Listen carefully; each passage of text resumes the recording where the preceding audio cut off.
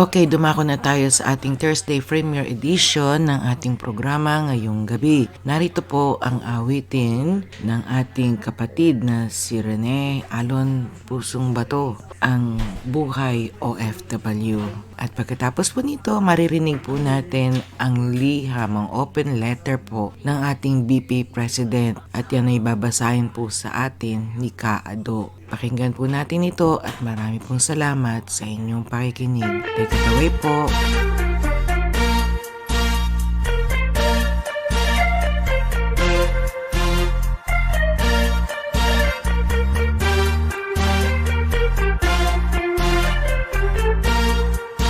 Siya'y isang simpleng tao, aking napatunayan, mapagpakumbaba sa madla at maging sa kaibigan. Siya ay idolo ng marami, matanda at kabataan, idolo ng inyong lingkod at tunay kong hinahangaan kung paano kumalinga sa kapos at mahihirap.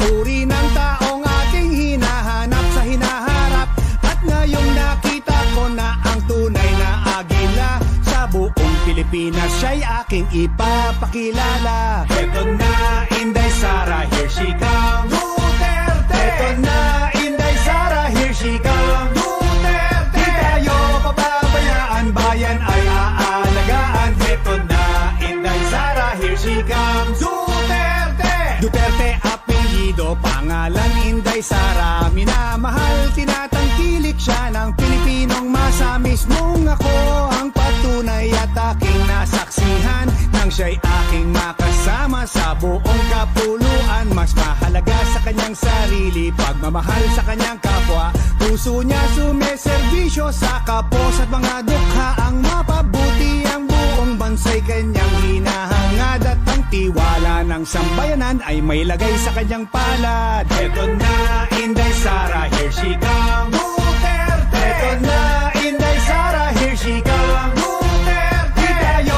pababayaan, bayan ay aalagaan. Eto na, Inday Sara, here she comes. Duterte! Eto na, Inday Sara, here she comes. Duterte! Eto na, Inday Sara, here she comes. Duterte! Di tayo pababayaan, bayan ay aalagaan. Eto na, Inday Sara, here she comes. Duterte! Isang taong may tapang, may pitak sa ating bansa. Isang taong may prinsipyo, may isang salita.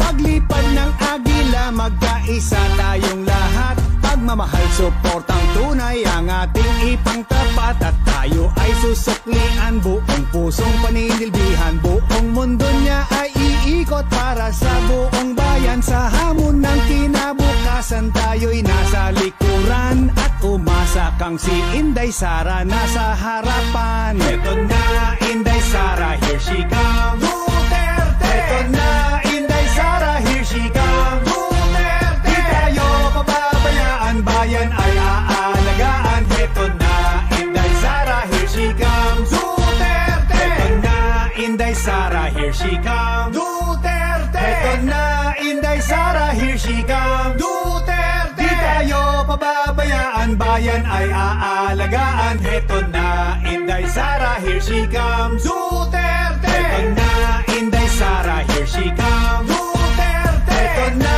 Inday Sara, here she comes. Duterte! Di tayo pababayaan, bayan ay aalagaan. Eto na, Inday Sara, here she comes. Duterte! Keep calm and keep listening. Letter to Romel Marbil galing sa ating Vice Presidente. Romel, noong lumabas ang isyu ng pagbabawas ng aking security personnel, nagbigay ako agad ng pahayag na hindi ito makakaapekto sa aking trabaho bilang ikalawang Pangulo ng Pilipinas. Hangad ko sana na matapos na ang usaping ito dahil hindi hamak na napakaraming mga suliranin ng ating bansa na higit na mahalaga kaysa sa aking proteksyon. Subalit, tila nakakatatlong interview ka na sa patungkol sa akin. Sa isang banda, naiintindihan ko kayo sapagkat natural lang sa mga nagsisinungaling na magkaroon ng sari-saring kwento at dahilan pero hindi ko na maatim ang tuloy-tuloy na paglilinlang sa aking mga kababayan. Ulitin ko, wala akong problema sa pagbawi ng PNP personnel bilang security team ng Office of the Vice President. Kaya kaya kong magtrabaho ng walang security. Ngunit may problema ako sa mga kasinungalingang ipinapahayag sa taong bayan, lalo na kung ang mga kasinungalingang ito ay mula mismo sa pinakamataas na opisyal ng kapulisan. Iisa-isahin ko. Una, ang Vice Presidential Protection Division ay isinailalim ng PSPG ayon sa utos ng NAPOLCOM ay sadyang ginawa para hindi pakialaman ng mga tulad mo ang security ko at ang susunod na Vice Presidente ng bansa. Malinaw ito sa dokumento ng NAPOLCOM at PNP. Pangalawa, sinabi mo, local police also augment Duterte security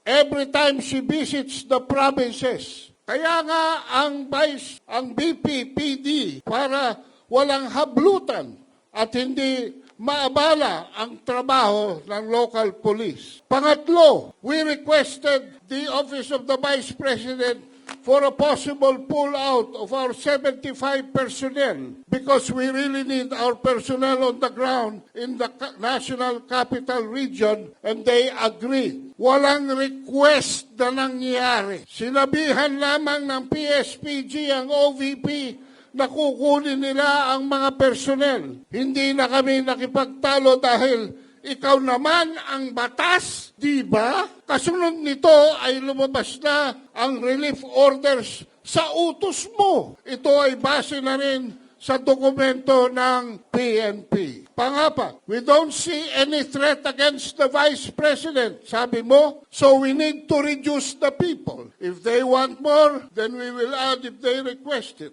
Hindi ba malisyosong pagpapalabas ng video footage noong ako'y nasa NAIA? Kuha sa isang lugar kung saan pawang mga empleyado lamang ng paliparan at piling tao ang maaaring nandoon. Hindi na baling ako, ngunit nakuha at sa publiko rin sa naturang video ang aking asawa at mga minor na edad na anak na naging malaking banta sa kanilang seguridad. Bukod pa rito, kung kamakailan lamang ay nagtuno rin ang mga operatiba ng PNP sa lugar kung saan ako nakatira upang mag-casing.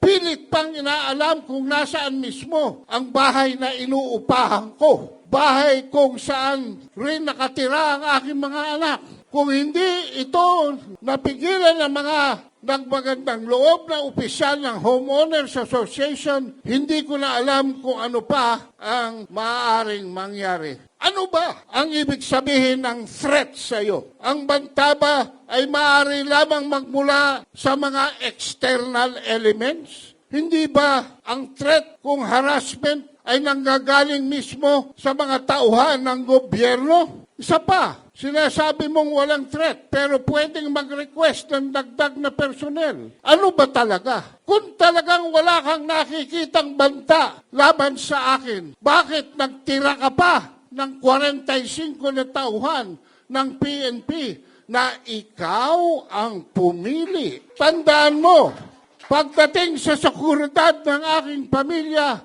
ako ang magsasabi kung sino ang karapat-dapat, hindi ikaw. Mambabatas ka lang, hindi ka Diyos.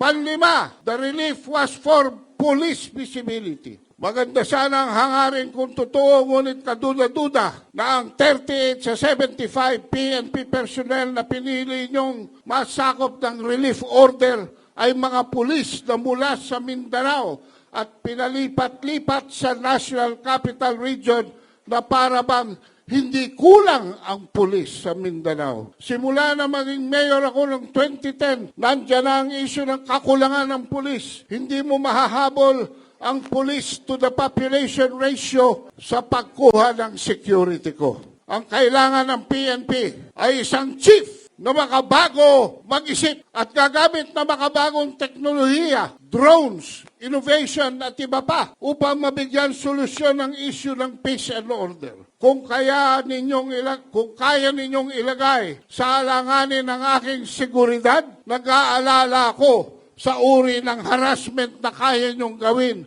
sa karaniwang mamamayan.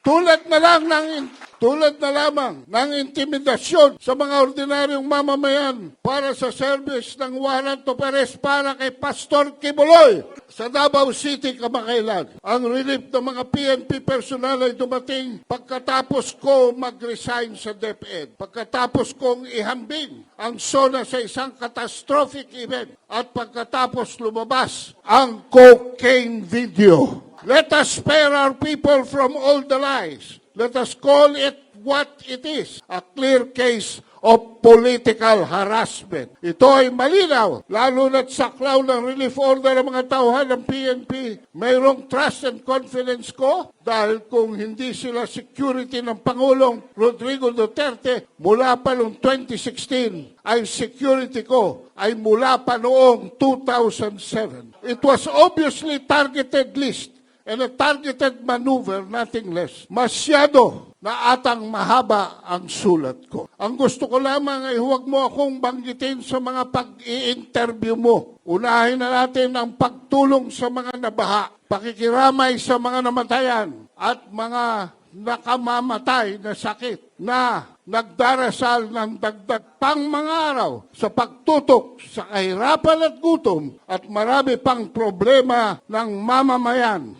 Asahan mo ang sulat na ito sa pagbabalik ng 45 na pulis na pinili mong manatili sa akin dahil hanggang ngayon talamak pa rin ang droga at krimen at nananatili ang takot ng mga Pilipino sa mga daan. Sana naman makatulong ito sa trabaho mo at laging tandaan para hindi magkabuhol-buhol ang kwento mo. Lagi kang magsabi ng totoo. Para sa bayan, Sara Duterte! Mabuhay ang Vice-Presidente ng Bansang Pilipinas! Mabuhay ang paghahayag ng katotohanan! Now, Mr. Marbel, General Marbel, pag may mangyaring masama sa Vice-Presidente ng bansa, sa kanyang pamilya, their blood will be on your hands sapagkat ikaw ang nagmaniobra sa utos ng politiko. At lahat ng ito ay hindi mangyayari kung hindi ka rin inutusan ni Mr. Marcos Jr. na ipatupad ang isang kabaliwan na desisyon na tanggalan ng mga security personnel ang pangalawang Pangulo ng bansa. Sisingilin ka ng taong bayan. Tsak na darating yon, Ginoong Barbel. Ayan po ang ating Thursday edition ngayong gabi. Ayan, narinig natin si Kaado. Open letter po yan ng ating VP Sara Duterte. At po ang words po din ni Ka Eric Celis. Nakakalungkot bakit ganito nangyayari sa ating bayang Pilipinas? Dapat tayo nagkakasundo, dapat we'll take care of each other. Diba ito nga yung inumpisahan ni PBBM, unity. Ganito ba ang gagawin ng unity pagdating ng kalagitnaan? Bibitawan na lang at tatanggalan pa ng security at sa pamumuno pa nila. Utos, kanino nanggaling yung utos na iyon? Nakakalungkot naman. Sana naman po mabago na ang takbo ng ating gobyerno. Huwag naman sana tayo magpasakitan ng ganito. Dapat magdadasal tayong lahat, magsasama-sama tayong lahat para sa ikabubuti ng lahat, hindi para sa ikasasama ng bawat isa. Kayo nakikinig dito sa amin sa Barkadahan Forever FM. Mega loud shoutout po sa ating mga members and subscribers at OFWs. Mega loud shoutout din po para sa Trigo Payag team and of course ating admin na si Ate Dolores Lee. Maraming salamat po. Hanggang sa muli. Thanks for listening. I hope you have a wonderful day.